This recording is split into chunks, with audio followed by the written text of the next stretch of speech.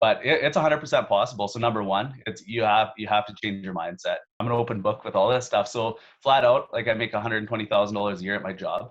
So that's where that $100,000 in the flipping business comes from. Whatever, there's a million different things out there to do, but find something that you're passionate about and try to make a business out of it. One thing I tell a lot of people is a lot of people think money is think of money as a non-renewable resource.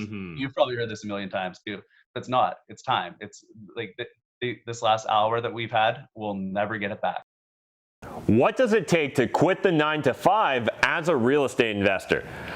This is a question and a challenge that every successful real estate investor is going to face someday. When do you leave your old world, your old job, your old life behind and really embrace being in control in the driver's seat as that real estate entrepreneur? Well, in today's video, I explore the subject matter with Fraser Nybo and figure out exactly how he's developing his business to give him the comfort to quit his day job, go all into real estate while still raising a young family in Saskatoon. So I hope you guys enjoyed this video. If you do, smash the like button, hit the subscribe button if you're new to my channel, and let's catch up with Fraser and find out how he's going to be leaving the 9-to-5.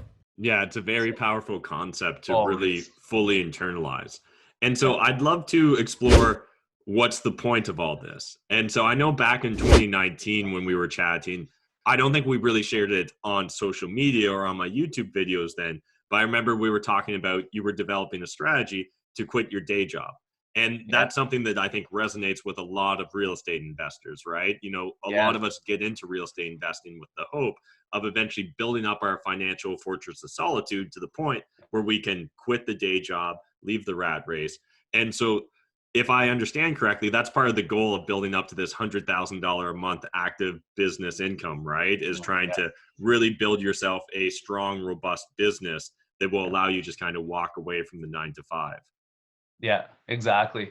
And like for everybody out there, I still work a 9-to-5 job while I'm doing all this. It's pretty long days and pretty crazy stuff, but me and my wife, we both love what we do. But yeah, that's the number one priority right now is getting out of my job. And I'm starting to get to the point where it's almost becoming a hindrance to go into my job. I have we're going through a big rebranding right now, and I'm becoming a lot more involved in the renovation part, like the client renovation part of the company. And that's like I don't know how to explain that, but with that, I have a lot of meetings and stuff like that. Now I'm doing a lot of interviews, and I'm having a lot of overlap in time. And I find when I am at work, they want somebody who just follows the rules, do it, go from point A to point B, take this. I work in the mining industry. So a lot of you guys out there, like I work a kilometer underground. So a lot of you probably can relate to that, whether you drive heavy equipment or do whatever. So when I go to work, I'm expected to turn my brain off. And what I used to do, which is really interesting, actually, I would essentially turn my entrepreneur brain off, if you want to call it that. And I would go into work mode. And I would just go putz around, do whatever they say. And then I would come home, and then I have to go back into my real estate brain, which is like an interesting way to say it. So now I'm always switching. And I found it was really hindering what I was doing on the real estate side of things. So now what I do when I go to work, obviously, I figured out how to, I'm always thinking about real estate and what's going on. And obviously I'm doing my job at the same time. Like I grew up on a farm, I do work hard, but I need to stay in that mode, in that, and just in that mindset, because when you switch too much, it ends up hurting you. So with that, I'm actually losing a lot of things to talk about. I'm a lot less interested in what people are talking about at the table when they have coffee. It's so, and these guys are awesome. I love working with all the guys. They're super cool guys, 99% of them, and we'll probably be friends after, but I'm just not there anymore. I just, me and Vanessa, we talk about that lots, and like it's time, I think. So, and I think they do see it. Like, they know what I'm doing on the side, and I think some of the bosses do see interviews that I do. And I know that they've seen like my website and stuff like that. So people have made comments. Yeah. But everybody's kind of accepted that too. So this is kind of funny too. Your viewers might enjoy this. So like when I started out, 10 years ago, I just started in the mining industry, and everybody was like, I was in real estate and I would talk about it lots. I was always interested, and people would be like, oh, what's Fraser doing? Like, oh, he's just doing whatever. But now some of my harshest critics from 10 years ago are buying a parcel up at the lake. They're like, hey man, what should I put in the contract? Like, what's that called when you have to dig? And I'm like, general conditions. You need to make sure that there's no stipulations on big time, shovel in the ground, blah, blah, blah. And he's like, awesome. I want to be professional when I do this. So I was like, yeah, just give me a call. I'll help you get it all written up and I'll put you in touch with so it's awesome to see that transition from a lot of my harshest critics into now they're actually coming to me for advice. So that's cool. But yeah, so that's where I'm at right now. It's my number one goal, and I'm excited to get out of there. And so I know a lot of my fan base, they have aspirations towards that as well, right? They would love to build a real estate business that would let them quit their day job. And if you're willing to, Fraser, I'd love to just explore that concept a bit with you. Yeah. So, what considerations did you have to make or take into, your plans to build that business? And what does that business look like? And when do you know is the right time to leave the day job behind? Yeah, I'll tell you guys, I'm an open book with all this stuff. So flat out, like I make $120,000 a year at my job. So that's where that $100,000 in the flipping business comes from. I want to be able to, obviously it's multiplying it by a lot, making almost a year's salary in a month, but it's 100% possible. So number one, it's, you have to change your mindset. And you know this, Matt, like Matt, 10 years ago, it's, you were like you even said it, you're like down in the trenches, working on the units, changing toilets. And that's, you're like, we were on the right path, but now, it's just grown so much. So mindset is definitely number one. You have to you have to figure out a plan, and you have to actually be committed to it, because a lot of people I see, they start on it and they just don't have it in them. It's just, they aren't that interested in it. And maybe it's not real estate, you guys. It can be anything. It can be affiliate marketing or whatever. There's a million different things out there to do, but find something that you're passionate about and try to make a business out of it. And just building upon that, I think in part, at least one of my theses on this is that the reason a lot of people fail at real estate investing is, one, they don't start off with a clear enough goal. And I could spend an entire lifetime explaining the importance of that. But exactly. The second one is, I think until you believe it's truly possible, you won't put in the right amount of work. Yeah. So I don't think that it would have made sense for, say, Matt McKeever back in 2010 or Fraser when he was first starting to invest in real estate to necessarily set off with I'm going to build a $100,000 a month business, because you probably thought that was literally impossible. Probably the dream of a $100,000 a year business felt far-fetched. And so I think it's important that we understand with time, as we get more experiences and we see other successful investors, it really opens up the realm of what's possible for you. And I think that is part of that mental shift you were talking about. And I always think back to Roger Bannister. So I'm not sure if you're familiar with the story of Roger Bannister, but he was the guy that ran the first 4-minute mile, right? And before that, no one thought it was possible. It was physically impossible for a human being to do that.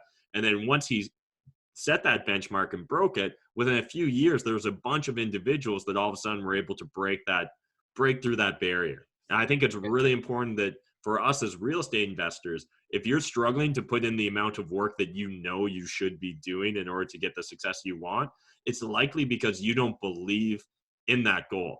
If you don't really believe that it's possible for you to build a $100,000 a month business, well, I can almost guarantee you'll never put in the hard work necessary to actually build a $100,000 a month business.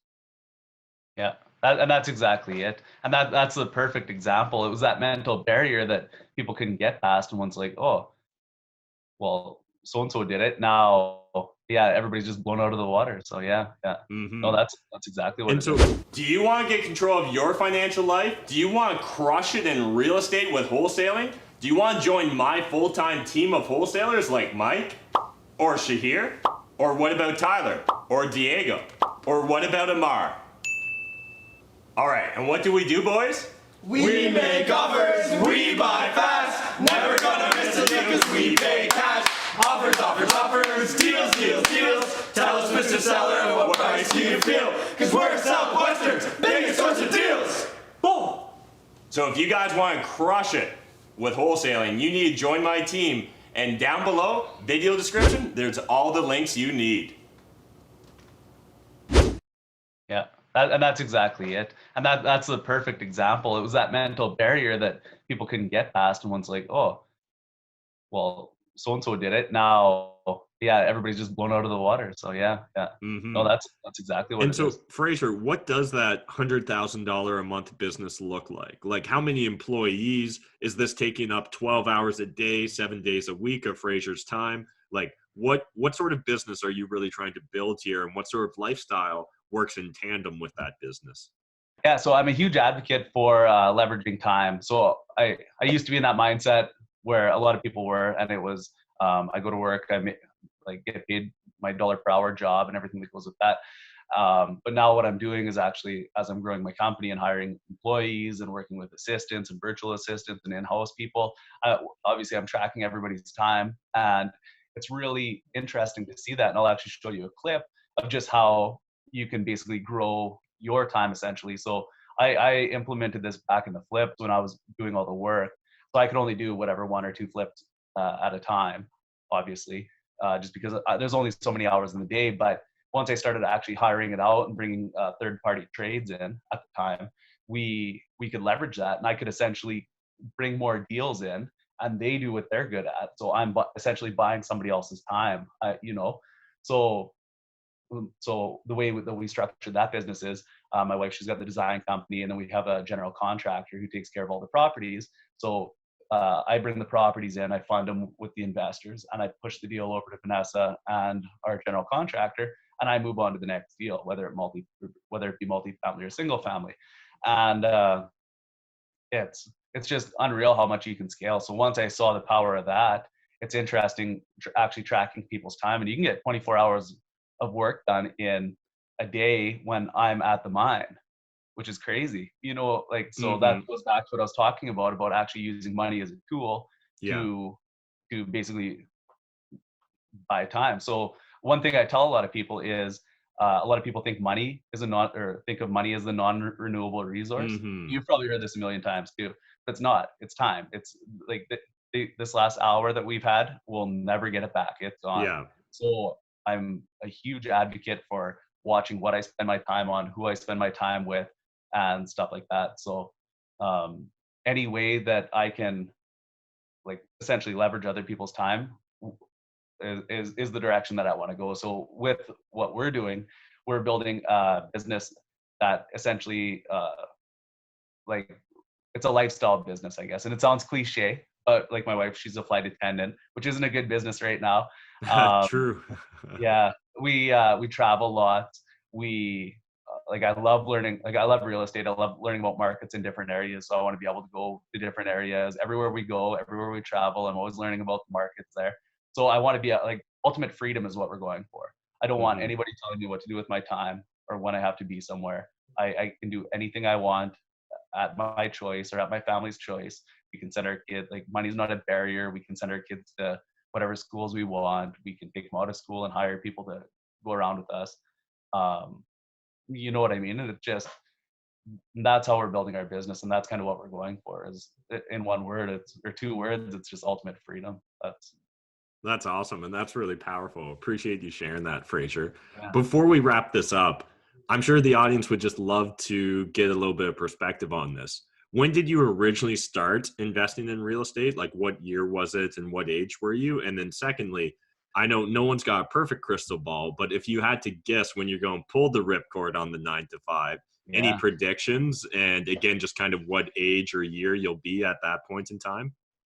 Yeah. So I started investing. I bought my first property, I want to say in August 2010.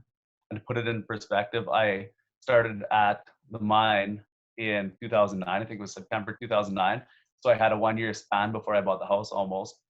Bought my first house. And then I spent a year or whatever getting the basement, year and a half, I think actually, getting the basement, putting the suite in. And fast forward, so I've been there about 10 years now. And I'm I'm not far away from quitting my job. It's going to be, I'm really excited for it. So my wife is actually pregnant right now. So I'm going to I'm going to essentially go on parental leave, worst case scenario, go on for whatever 9 or 10 months and then pull the cord. So either mid next year, but when I hit my goal here in a few months, my $100,000 a month goal, then I'll be pulling the cord. I'll be done at the mine and doing what I love when I want to do it, kind of thing. So, and That's like I'm the kind of guy, I'm working all the time, so like it's like, so I'll have a lot more freedom, but I can spend it on stuff I like doing. Yeah, that's awesome, Fraser. I really appreciate you sharing it because I know it's going to give a lot of motivation to other investors watching this channel, both aspiring and those just getting started. And it's awesome to hear that you started in 2010 as well, because that's actually the year I started investing as well. And it's amazing to think with hindsight what you can accomplish over 10 years. I always think back to Bill Gates has this amazing quote that people overestimate what they can accomplish in 1 year, but underestimate what they can accomplish in 10. And I know looking back in 2010 when I started, I could have never dreamed that I would have got and built things to the point that they are now. And I'm sure that probably a similar feeling for you. So again, just really awesome you sharing this with the audience. Really appreciate it. If people want to follow along with you on your journey, what's the best way to stay in touch online or following on social? Yeah, so Instagram, Fraser.Nybo is my Instagram account. And then I have a website, I put some blog stuff up. I'm doing YouTube videos, so you can check those out. And again, those are on my website. And that's pretty much the two main places. You can go on Facebook and a lot of other places. I'm doing a lot of interviews and stuff now, so that's super exciting. But yeah, love for you guys to tag along, and I'll let you guys know when I quit. Thanks, Fraser. Thanks again to Fraser for taking the time to shoot this amazing video and all the amazing videos that he's been willing to share with us on my YouTube channel. If you guys want to see more Fraser Nybo, check out this playlist right here. You just want more great Canadian real estate content, check out this playlist right here. But make sure either way you smash the like button, hit the subscribe button if you're new to my channel. I'll see you tomorrow because we do daily uploads.